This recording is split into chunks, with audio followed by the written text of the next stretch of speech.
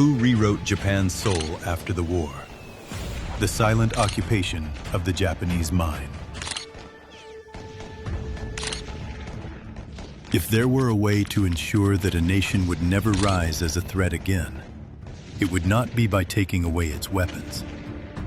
It would be by rewriting its mind.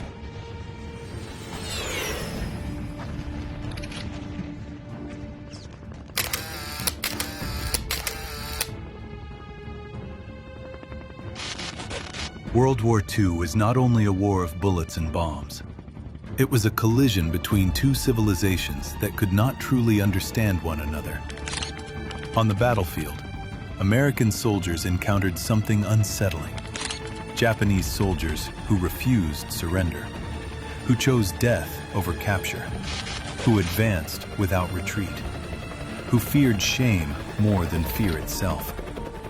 The U.S. military realized something crucial. This country will not end when defeated. If Japan is to be changed, its thinking must be changed.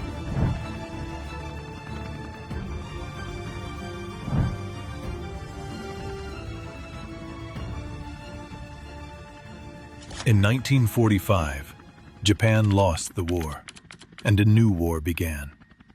A war without gunfire. The General Headquarters of the Allied Forces, GHQ. Their first action was not revenge. It was analysis. They studied diaries of prisoners, letters from soldiers, religious beliefs, views on death, loyalty, honor, Shinto, the emperor system, Bushido. Why did these people not fear death? Why was the individual so tightly bound to the state? The conclusion was clear. To change Japan, its past had to be redefined. Thus began what would later be called the War Guilt Information Program, WGIP. It was not violence. It was not censorship by force. It was education, designed so that people would believe they had reached the conclusions on their own.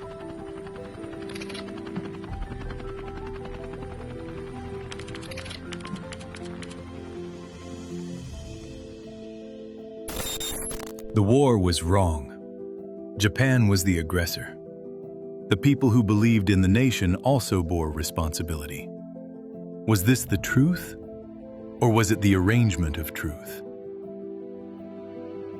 Films, radio, newspapers, school textbooks, all media began pointing in the same direction. Never fight for pride again. And Japan changed. From a military nation to a pacifist one. From a people willing to die for something to a people determined to protect life at all costs. The world praised Japan. Polite, safe, economically successful. But inside Japan, a new question emerged. Who are we?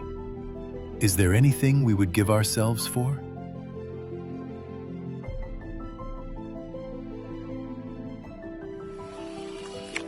In global surveys, Japan ranks near the bottom in willingness to fight for its country, alongside Germany, alongside Italy, former Axis nations. Is that a coincidence?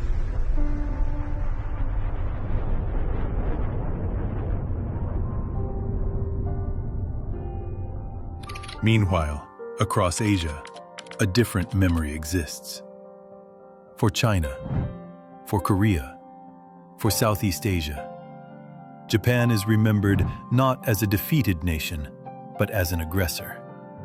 Textbooks, memorials, state-managed histories. Anti-Japanese sentiment did not come from Japan's education alone. It was shaped by politics, nationalism, the Cold War, multiple narratives running at the same time. But what about Japan? Each time it was criticized, it slowly lost the words to respond, because it no longer possessed a history it could speak of with confidence.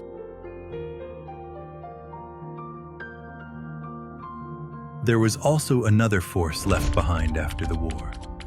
Hidden assets, confiscated wealth, funds with unknown destinations. Stories surrounding them were eventually dismissed as conspiracy theories. Yet one thing remains certain. Post-war Japan was never completely free. Politics, media, security, all operated on invisible assumptions. And now, in the present day, Japan is often called a collectivist society, but in reality, it is a nation of individuals who fear the judgment of others. They desire freedom, yet avoid responsibility. Why? Because deep down, they know that in this country, freedom once came at the price of resolve. This is not a story about Japan being evil, nor is it a story about America being evil, or Asia being wrong. This is a story about narratives. Which stories were chosen? Which stories were forgotten? And which story you choose to believe now? Who are the Japanese? That answer has not yet been decided. You were taught this. Japan fought a war of aggression. Japan harmed Asia. That is part of the truth. But is it enough to explain the entire war?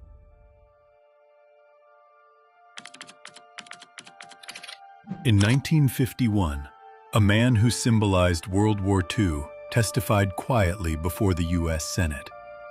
General Douglas MacArthur, Supreme Commander of the Allied Forces. He stated, "The primary reason Japan went to war was the necessity of securing its own survival after being completely cut off from resources." This was not a justification, but it was a crucial clarification. Japan's war was not driven solely by aggression.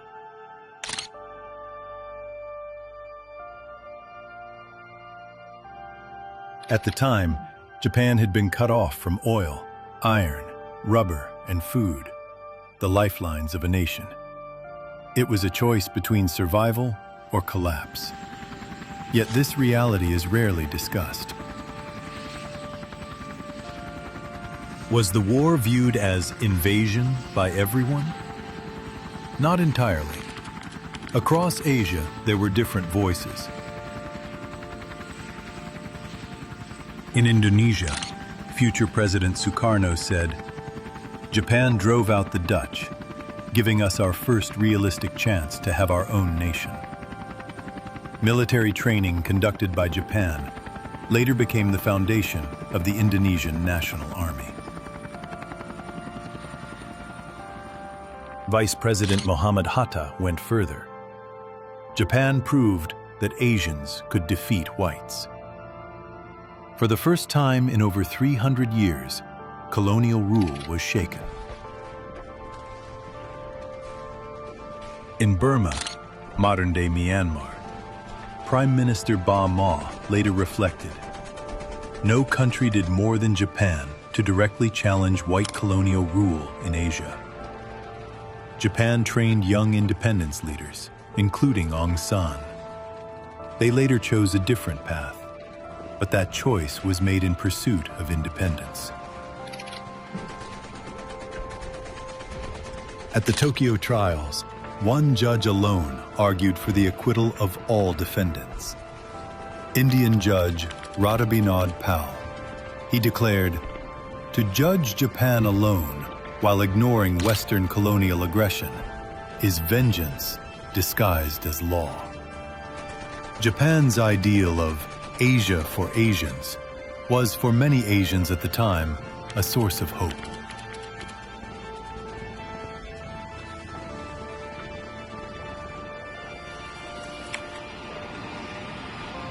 This does not mean Japan was entirely right. There were forced labor, food requisitions, suffering among civilians. These facts cannot be denied. But history cannot be fixed to a single judgment.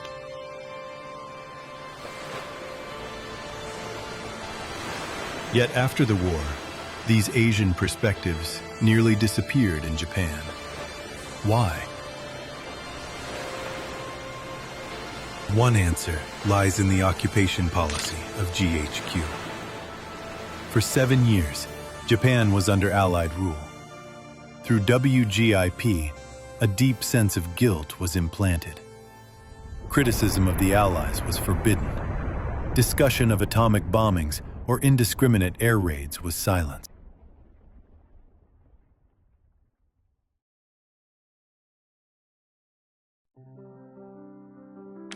Textbooks were blacked out.